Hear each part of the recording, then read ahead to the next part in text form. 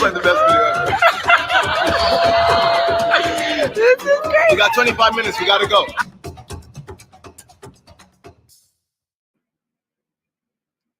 Hey. Happy Wednesday, guys. Hump day. Hump day. It's the Wednesday dance hour. Super excited to see everyone. It is another exciting Wednesday, and that means it's time to talk about things. Focusing on business and entrepreneurship. So for those of you who are new to Say That channel, we are unapologetic about talking about the ugly come up of business and entrepreneurship, right? So we all know people who started from nothing who have massive success, but what happens in the middle? What happens during that ugly come up? That's what we're here to talk about. What's the mindset you need to have? What are the pit holes you need to circumvent? All those things. And today we have a great show. We've been in this season, we've been bringing to everyone's attention and our own other entrepreneurs, other content creators, other thought leaders, and I am really excited for today's topic and show. Yeah, no, today's definitely going to be a good one. All right, so let's jump into today's topic, guys, and let's dice it up. What does it take to become financially free? I got to be real and transparent, guys. I was drawing a blank when I saw this one earlier. What does it take? I think that's the whole thing, right? Like, we're all here trying to figure it out. For most people, I think being an entrepreneur, on some level, there's a little bit of like, I can't work for anyone else. Like, I need to be my own boss because like, I just don't do well with authority, and like, I want to do things my way. I have great ideas and I want to see them through. But that doesn't necessarily always lead to financial freedom, right? And then there's other people who recognize that being your own boss is the only way to financial freedom because you get to dictate, yeah. Yeah, because like if you work at a job, sure, you can make a lot of money, but now your time is given towards money, right? Because that's the only way that you make money at a job. Even if they're paying you $1 million, you still got to put in time for that $1 million.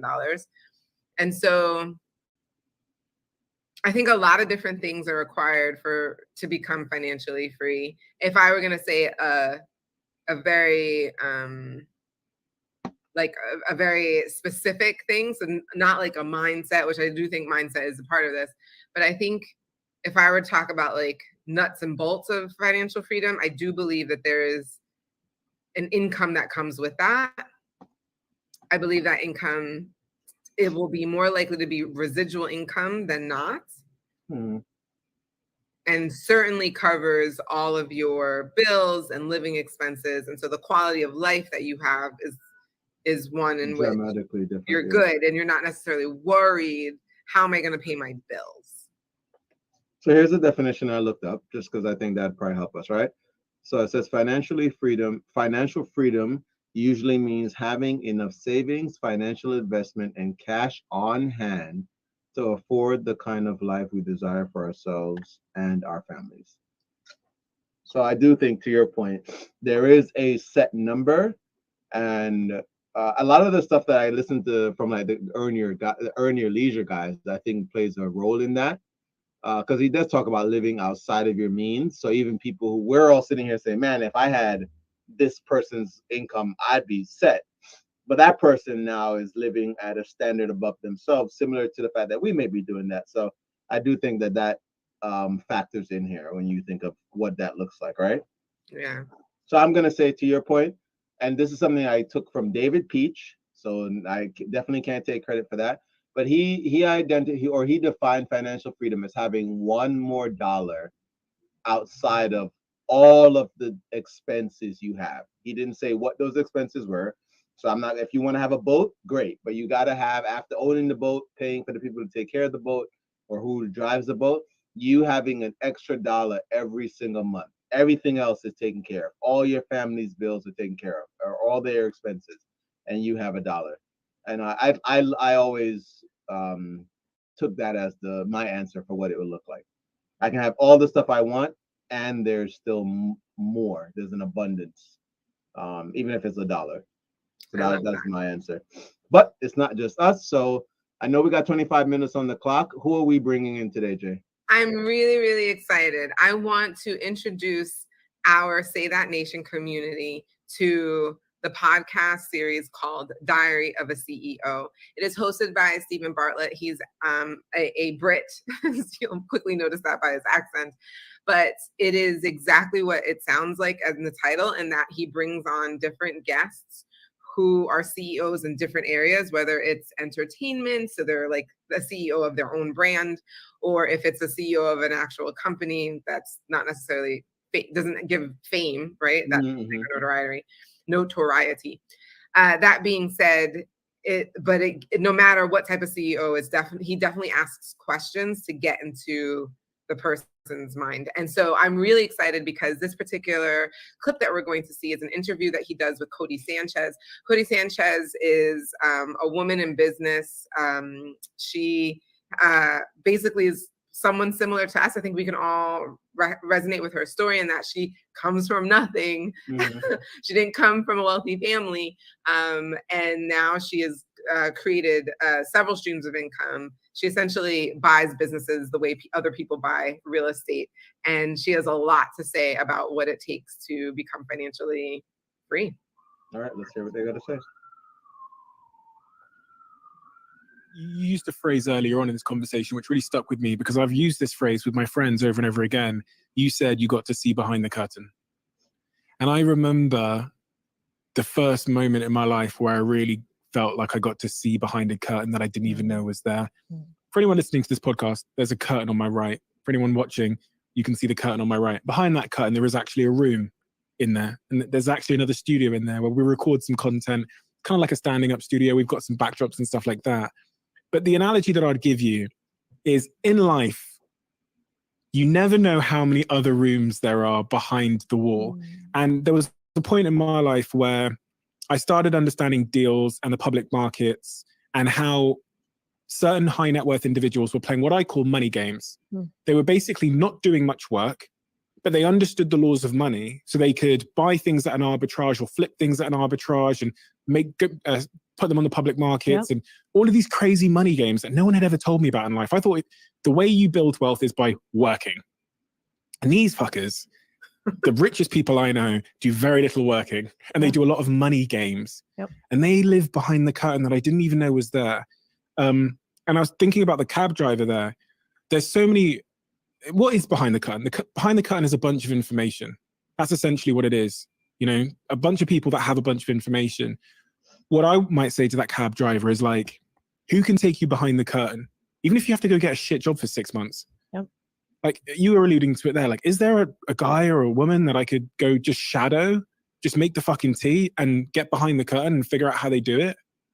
Like if you wanted to be the best podcaster in the world, or you wanted to be a good podcaster, you go ask Joe Rogan if you can go clean the floors. 100%. You know what I mean? A lot of people don't want to do that. They want to work their way there, but so much in life is about information, right? And the information you don't even know that you don't have. Oh yeah. When did you see behind the curtain? You worked in finance. That's unfair. Yeah, I think it is a hack.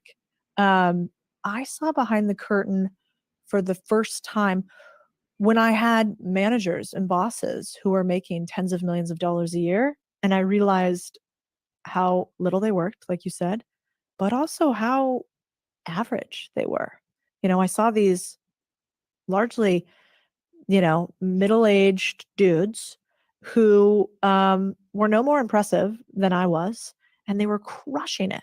And instead of having envy or hate for that, I was super curious. I'm like, this guy can do it. That means I can do it.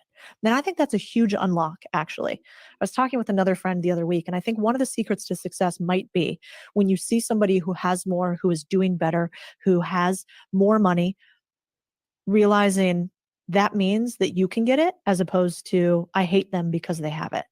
If you can flip that mindset, On the other side of that lives nothing but opportunity.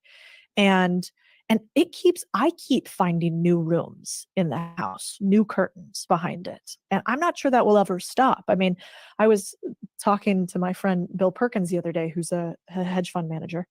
And Bill is very successful, huge, compound house we're walking around at. I'm like, this place is pretty nice. And he said to me, Codie, do you think that because you've been around small business for so long, small has infected your thinking?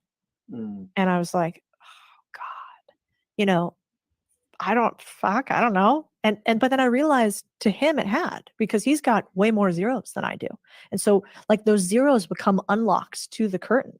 I mean, the other day I was flying here yesterday, and I sat next to Jeffrey Kent, the CEO and founder of Abercrombie & Kent. And he built that business up to multiple billions of dollars before selling it. He played polo with the king, is quite close with King Charles, and also has traveled the world, came from nothing in South Africa, was in a town in South Africa where there are only 100 white people, which is fascinating. Like mostly was barefoot all throughout his childhood, and created the luxury travel market, essentially. And I was just sitting next to him on the airplane, and I kind of looked at his watch, and I was like, that's a nice watch. And I sort of looked at his mannerisms, and I was like, I just have a feeling this guy is worth a lot of money. And so I started chatting with him. I just said, hi, like, I'm Codie. Why were you in town? What were you doing in Cannes? And he lives now in Monaco. And what I thought was so interesting is when I talked to him, I said, what do you think the secret is? Like, you're a billionaire. Like, what is that? How do you become that? And he said, there's really one ingredient to success. And that ingredient is the thing that everybody has, but everybody wastes. Time. He's like, I ran my company for 61 years. 61 years running one company.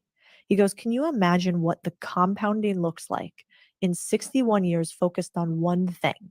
He goes, this generation cannot imagine. And then we went a little deeper. And I said, what do you think is the biggest difference between entrepreneurs today and entrepreneurs when you were really in the game? Because he's in his 80s now. And he said, well, back then we were explorers of the only frontier that still existed, which was business. Mhm. They were the privateers asking money for the king and queen to buy a ship to go to the new land, right? Except he was doing it in a business sense. He went to China in 1976 and was the first person to open up the Chinese market to travel. He broke so many bones playing polo that he had to retire at a young age. Like, they were hard men. And I think about it with us today. I think that we've become a generation of vitamin D deficient, all birds wearing, computer programming, alternative milk drinking softies in many ways. And some of my most successful friends who are worth so much monetarily, their health is not very strong. They don't adventure, and they don't have true difficulty.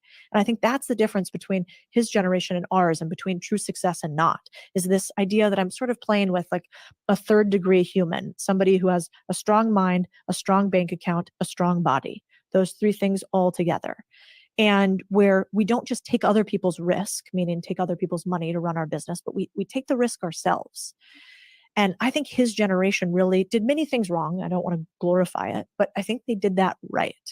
And how much more interesting is it to do these big, huge things? And maybe if you do that, you break the frame entirely. Every time I meet with a billionaire, my mind just kind of, it expands a little bit more. And I think it's the same way, like the first time you met, like my parents weren't millionaires when I was growing up. So the first time I met a millionaire, I thought, whoa, like what is this magic land? This person has so much money, they don't know what to do with it.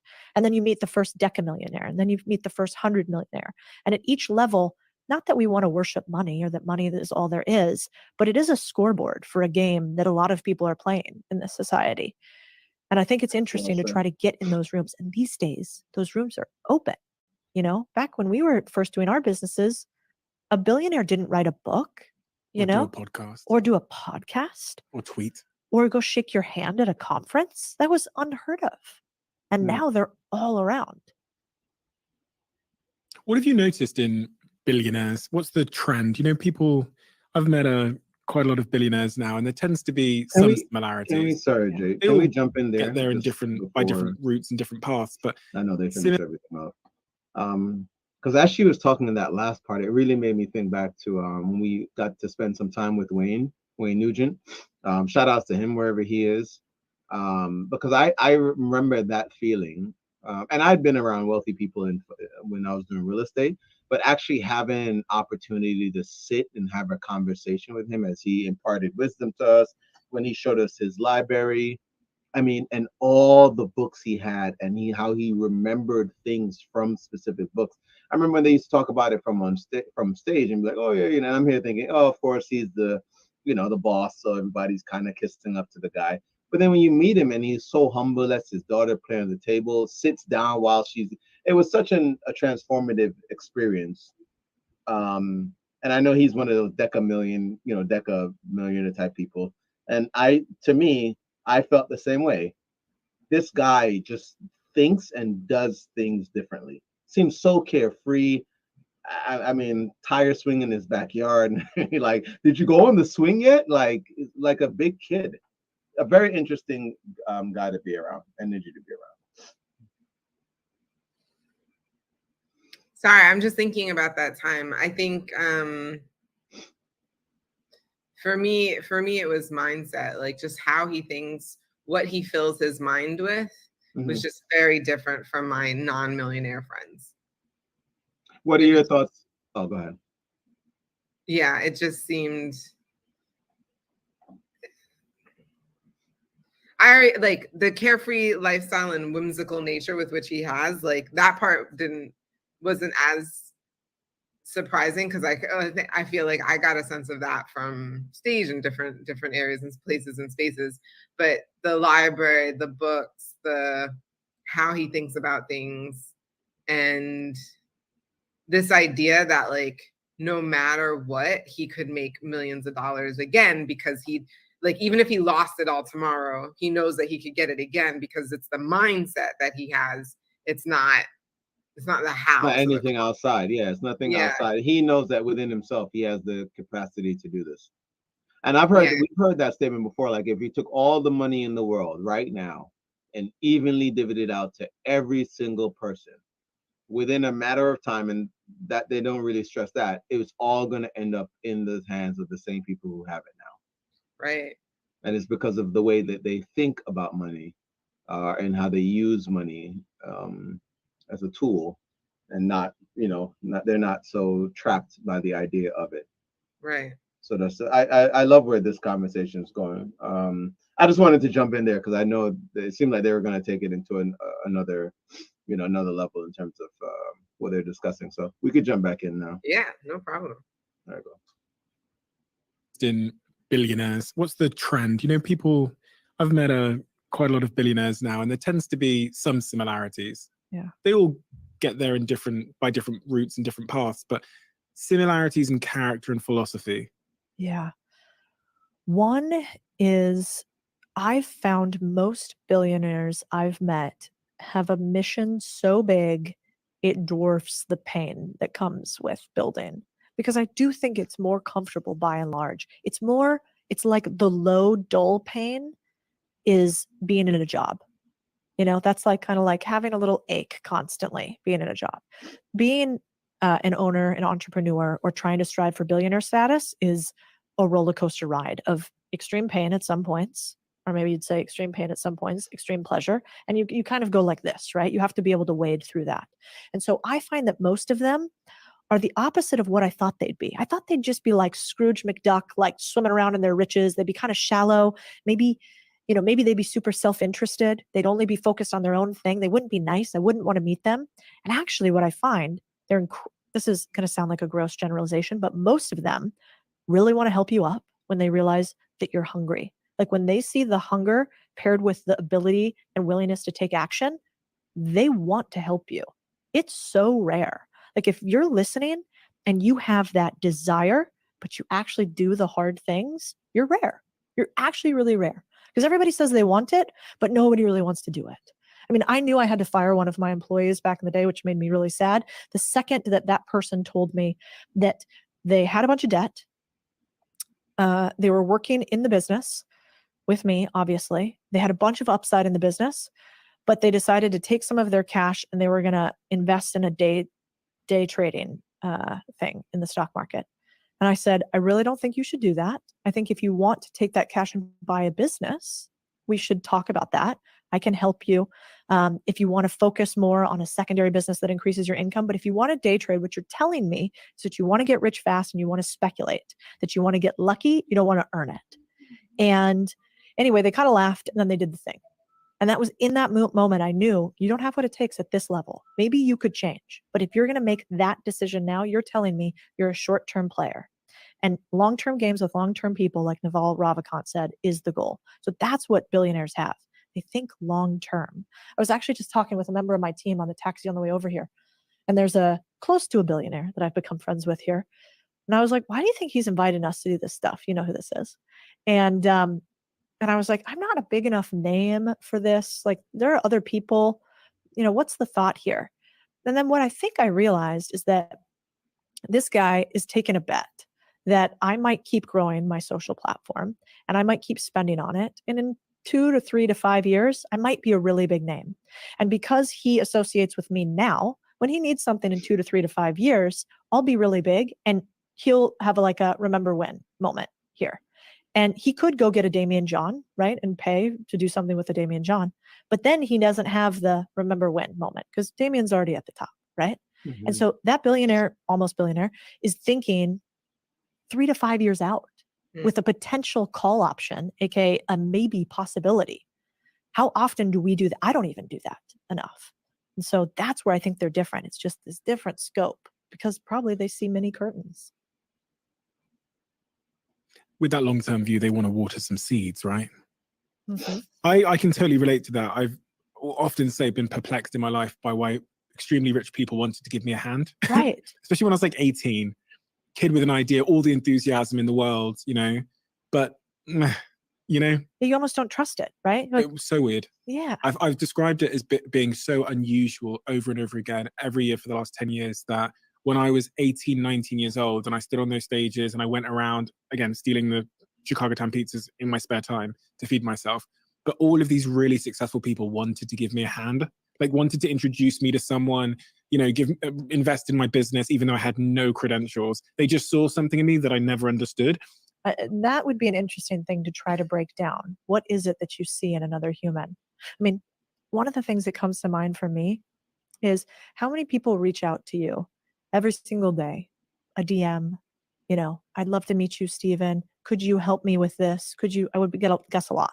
None. I'm joking. I was going to say, that seems like that doesn't track, but okay. So probably a lot. But what I found is interesting is in the beginning, when I was starting to be a little public, I would respond to almost all of them. Almost every single one I would respond. But I would respond like this. I would say, happy to help. Read this book. And then do XYZ thing for me, something very small. I'm like, read this book first, do this small thing. Do you know how many people did that? Fuck all, none. Fuck all. Yeah. That's a great saying. I'm going to use that. Thing. Fuck all. Not a single person actually did that. And then if you compare that with, I think I've hired 5 team members now who all reached out to me with value. They gave right away. One of them did this deep analysis on my business. Another one basically wrote up this whole piece like she was me. And it was incredible. And for those individuals who actually asked nothing of me, I gave them a job and opportunity, and many of them make 6 figures plus. And so there might be a secret there that just the humans who do are the ones who follow up. The DM tells me everything I need to know about the person. Yeah. And I can give you every example of every DM that I ever get and how I filter them.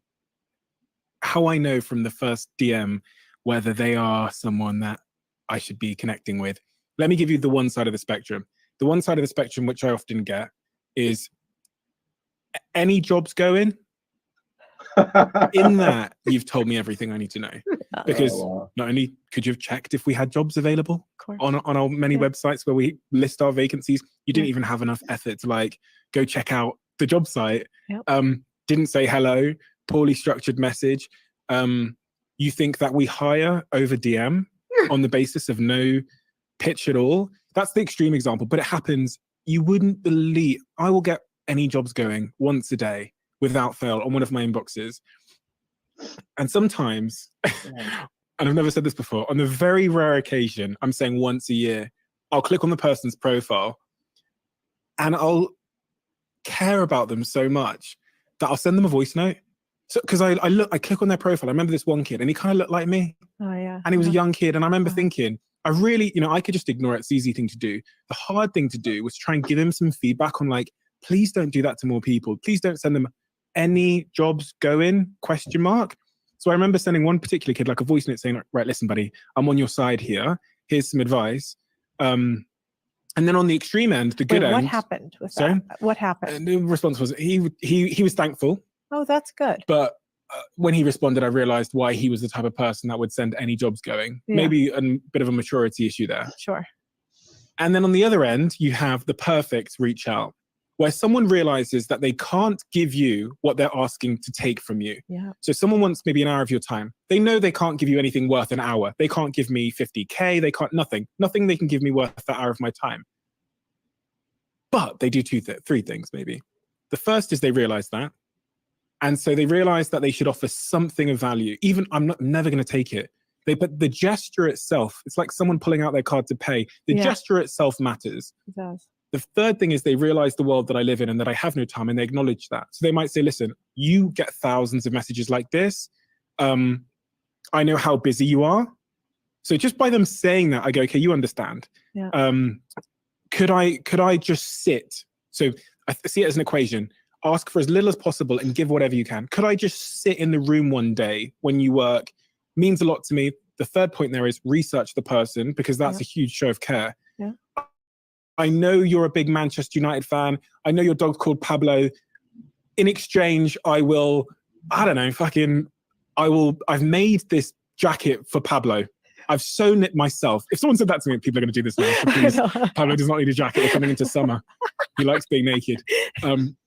But just showing you made an effort. Oh my God, it's the keys to my heart. Yeah, that's true. And then ego is a great thing as well. Everyone has an ego. So just acknowledging you've done your research on someone is another huge way. Yeah. And I think the sneak too, if you're listening, is like skip the famous people. They get enough. Yeah. Like forget Don't it. Email them. Like, just skip them all. Even like sort of famous people, like skip all that and go to the people with money, because often they're quiet. People can't find them. They don't get a lot of reach out. And so if I was young and hungry, I would skip the flash, skip the Bentleys, skip the Rolexes, skip the fame. And I would go straight to like, who's the richest sprinkler owner? Like who's the guy on your block that has the biggest house that does something that sounds so boring to you? Yeah. Because you also learn the most from like the level like closest to you. And if you can kind of like level up a little bit, if you go from you right now to Billionaire, and Billionaire goes, the thing is, you got to work hard, kid. You're like, fuck, I don't know what that means, But if you go to the next person and you're like, no, the thing is, you have to send this exact email, which is what I sent to this person. They're so much closer to your climb. They remember the steps. And they want someone to mentor. They do. Yeah. They'd be most flattered by, that I have 300 sprinklers around London. Like they would be blown away by someone taking such amount of effort and care to research them. Exactly. Yeah. And, and they probably had to do really interesting things to create their wealth that weren't single events. If you reach out to somebody who was, now I know about the show, on Love Island, like, what are they going to teach you? Like, yeah, kid, be charismatic, kind of hot, and get on a TV show. Here's the application form. Yeah, exactly. Yeah. Like, that's not okay. And then have a bunch of money and get famous.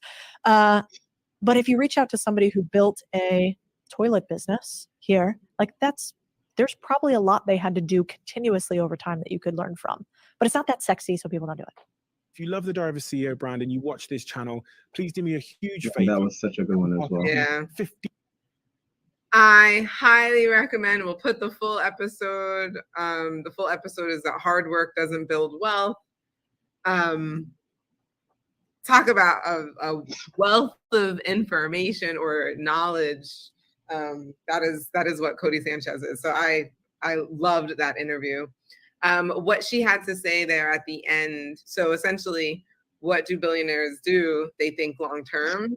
Yeah, that's a good one. Back to Wayne Nugent, he was always thinking long term. He had that future game That's what he talked from about. when we joined. Yeah. And so there's that. I think the other bit is if you want to hear, like, get some guidance, maybe don't reach out to the billionaire, but reach out to the person that's Up like and coming. you. And you know what's funny? I thought, like, that's what we do on this show. That's literally that's where I was heading with it as well. It made me think of people we've listened to that we're in their early stages of their. I think back to this. If anyone, and I'll see if I could throw this one up. Green Book Global. He came on our show. I can't remember the gentleman's name. Do you remember his name, Jay? I just remember he is green. He runs. Okay, thank you. So he runs Green Book Global, a Black travel site or community, I should say, more so. And I just think back to where it is now. When I looked at it last time on IG, he's been featured. He's actually gone to speak at different, I think, daytime TV shows as well.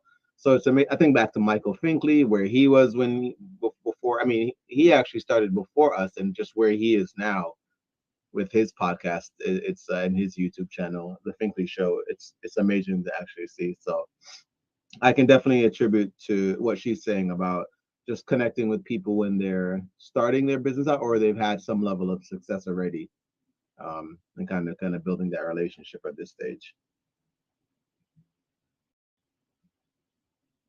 I think still searching. Sorry, I am like determined to find his name. Oh, no worries. Lawrence but guys, Phillips. Thank you, Lawrence. Phillips. That is his name. Shout out to Lawrence Phillips and Green Book Global. It was amazing to have you on the show. We'd love to have you back. But I agree with Winston. Like, to talk to him when we did, I think. Yeah. Looking back, that's huge because he hadn't gotten through. Yeah, it hadn't. Yeah, I mean, it's like doing right well, but it's where it is before. now. Yeah, if you go and look at where he is now, it's definitely huge. It's a huge community, and it can only continue to grow as he continues to build on that idea. And but he had a lot of great advice to say because it was about like, why isn't my business growing fast enough? Yep, and how to do it through scale as well. So definitely a big a friend of the show. Can't wait to have him back on. But thank you guys for being here with us today. Please leave all your thoughts in the comments below. And until, as always, remember, you deserve the good life. Say that. We'll see you guys. Make sure you guys go